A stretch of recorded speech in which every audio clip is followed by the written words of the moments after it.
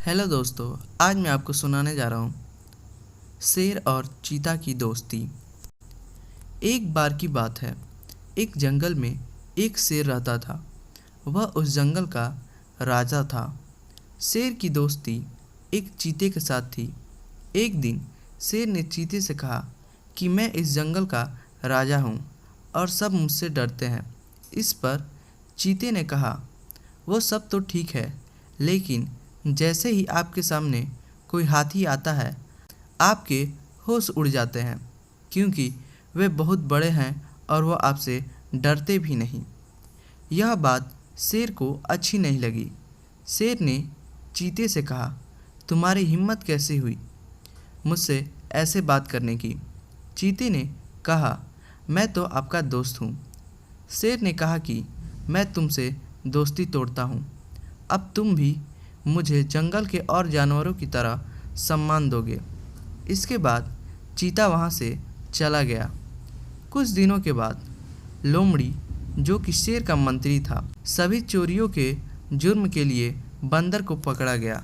शेर ने बंदर को 1 महीने की सज़ा के बाद पहाड़ से गिराकर मारने के लिए सज़ा सुनाई। इसके बाद बंदर को जेल में बंद कर दिया गया। जब बंदर के दोस्त हिरन को इस बात का पता चला तो वह बंदर से मिलने के लिए जेल में चला गया। बंदर ने हिरन से बोला कि मैं मरने से पहले एक बार अपने घर वालों से मिलना चाहता हूँ। इसके बाद हिरन शेर के पास गया और बोला कि बंदर को एक बार अपने घर वालों से मिलने के लिए छोड़ दो।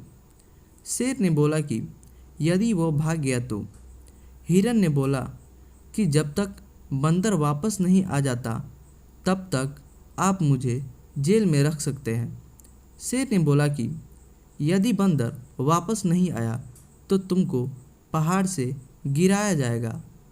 हिरन ने शेर की बात को कबूल कर लिया और बंदर की जगह जेल में बंद हो गया। बंदर को अपने घर वालों से मिलने के लिए छोड़ दिया गया। कुछ दिन हो गए, लेकिन बंदर नहीं लौटा। इसके बाद वह दिन भी आ गया जब बंदर को पहाड़ से गिराना था। शेर और उसका मंत्री लोमड़ी हिरन को लेकर पहाड़ पर गए। उन्होंने बोला कि अब तुमको बंदर की जगह पर गिराया जाएगा। हिरन ने बहादुरी से बोला कि ठीक है, मैं पहाड़ से गिरने के लिए तैयार हूँ।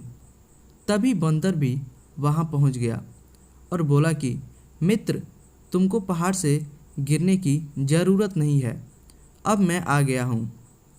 अभी तक मेरे लिए जेल में बंद रहने के लिए बहुत बहुत धन्यवाद। शेर उन दोनों की मित्रता देखकर बहुत खुश हुआ और उन दोनों को मुक्त कर दिया। शेर ने बंदर को चेतावनी दी कि अगर वह आगे से चोरी करेगा तो उसको छोड़ा नहीं जाएगा।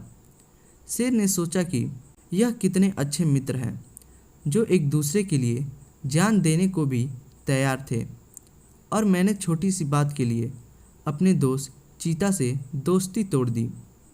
शेर इसके बाद चीता से मिलने गया और अपने व्यवहार की माफ़ी मांगी। इसके बाद शेर और चीता दोबारा दोस्त बन गए। तो दोस्तों, इस कहानी से हमें यह सीख मिलती है कि हमें छोटी छोटी बातों को लेकर सच्ची मित्रता को नहीं तोड़ना चाहिए। तो दोस्तों, अगर ये कहानी आपको पसंद आई होगी तो आप इसे लाइक करें और अपने दोस्तों के साथ शेयर करें और कमेंट बॉक्स में बताइए कहानी आपको कैसी लगी। धन्यवाद।